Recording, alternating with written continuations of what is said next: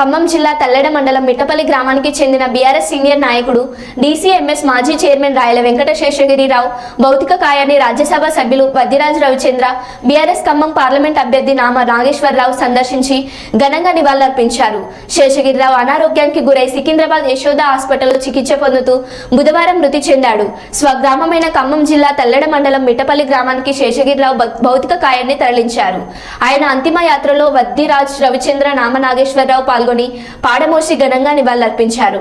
కుటుంబ సభ్యులైన భార్య పద్మావతి, కుమారులు రఘు రేవంత్ని పరామర్శించి ఆయనతో వాళ్లకు ఉన్న అనుబంధాన్ని గుర్తు చేసుకున్నారు.